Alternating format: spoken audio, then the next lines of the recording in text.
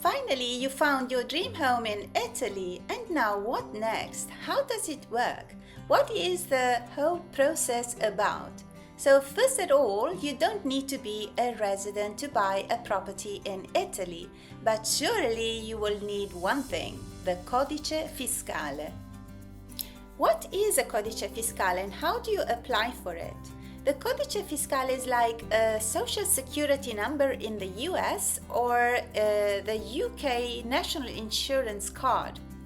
It is used to uniquely identify individuals for tax and administrative purposes, but it is required in many other situations too, like opening a bank account, signing a work contract, or enrolling in university or school, buying or renting a property, accessing healthcare, paying taxes or dealing with a tax office, or getting a SIM card or internet contract, or for example like signing up for utilities or receiving public benefits or government services.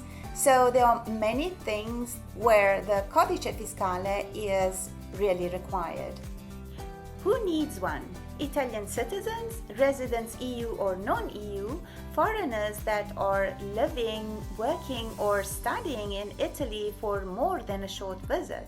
How can you get one? Once you arrive here in Italy, you book an appointment through the website of the revenue agency, and on that day you show up with your passport. They will immediately issue one for you the same day. What is the second step? Surely you'll need an engineer that inspects the property, including all the documents, to make sure that there are no major issues and that the documents match exactly the state of fact of the property.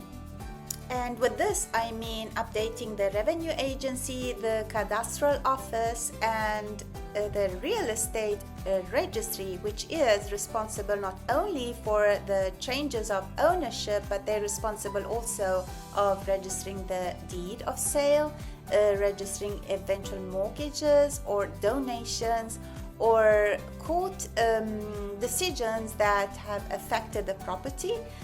This ensures public notice of ownership and legal status of the property. So it's very important for protection against fraud. Then we have the cadastral office that is also part of the revenue agency and maintains the technical registry of the properties for tax purposes, which include the location and the size of the property, the category and the cadastral income, plus the floor plans. The cadastral office is not responsible for ownership. Instead, the real estate registry is. How does the registration work after a sale? So it's the notary. The notary handles the sale, prepares the deed of sale, and is responsible for registering with the real estate registry with the cadastral office, handing over the new details of the buyer and updating. He pays for the registration for in case there is any mortgage. He pays for tax for mortgage and the cadastral taxes on behalf of the buyer. So, if you are buying a property or inheriting a property, it's always the notary who ensures that the property is registered and will provide you with copies of the registered deed and cadastral records for your records, so you don't have to register it by yourself. Once these checks were successful, you would like to know what the total investment will be once you finalize. So on top of the price of sale, you have to consider taxes, the notary's fee, and the commission of the agency if you are purchasing a property that has been listed from a real estate agency. Remember that on top of the commission, you might pay a 22% VAT, and this depends on the kind of the type of accounting regime they adopted, whether a flat rate where you don't have to pay VAT, or a simplified where instead you would have to pay the 22% on top of the amount of the commission. It's common to think that you need a lawyer, but in Italy, it's the notary that handles everything, all the paperwork, and is responsible legally and ethically, and ensuring that everything complies by law and makes sure also that you understand the process. So once you have been informed of all the expenses involved, you'll be ready now to make a decision of signing an offer. The offer will include all the negotiated terms and a set deadline for the final signing. So the sale must be completed within this date. It can happen earlier, but not later. If the offer is accepted, then you will be required to pay a deposit to the seller as a sign of your commitment. And keep in mind that in Italy, signing an offer is legally binding. So if you change your mind, you will lose your deposit.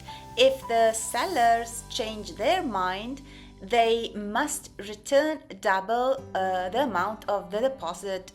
Sometimes the paperwork is not updated because it can happen that the seller has done some changes or some work where he has not taken care of updating the paperwork. But most of the time, this can be fixed. The only thing to consider when you plan in your offer a date for the final signing, to consider the time it takes for this paperwork to be fixed, because the engineer from the side of the seller will have an idea of an estimated time that it takes. So just consider this in deciding the date, because as said, once you put a date in an offer, the signing can be done before but not after the date established, unless you don't have a mutual agreement. It's also important to keep in mind that if you don't speak Italian, you will need to appoint someone with power of attorney to represent you and sign on your behalf the day of the notary deed. And not only, you must make sure that all the documentation, like the preliminary agreement, which is a compromesso, or the drafts of the final notary deed, are fully translated so that you have the full understanding of how the law applies in Italy. And now let's talk about your options. Are you in Italy on a visa? Have you applied for your permit to stay, or is your intention to stay full-time in Italy? In this case, you have a great option, which is to purchase a property as a first home. This means that you will not be it will not be a vacation home, and you will have the opportunity of paying less tax. But there is a but. You are obliged to gain your residency at this property within 18 months. In Italy, taxes are paid on the cadastral value of a property, so it is not calculated on the price of sale. In case of a first home, the taxes are 2% on the cadastral value, that usually is much lower than the price of sale. Obviously, you will be obliged to gain residency. If you're buying a vacation home instead, you will be paying the 9% on the cadastral value of that home, and you are not obliged to gain residency, but you will be paying the municipality tax that changes based on where the property is located. I must say that in Italy we have different type of taxes when you are purchasing a residential home, and it depends on whether it's your first home or a second home, whether the seller is a private individual or a company, or where the property is new or used, and obviously where the property is located. Another important thing to keep in mind is if a residential home is considered as a luxury category, they can become a first home, but they can't take advantage of the bonus of paying 2% tax on the cadastral value. But what happens instead if you are buying a property from a company or developer? In this case, it's a new construction. So if you will become a resident, that property will be taxed with 4% VAT on the purchasing price. If it's a vacation home, then it will become 10% VAT on the purchasing price. There is a fact to consider that if these properties are bought within the 5 years that the construction has not been finished, so within the first 5 years, VAT apply.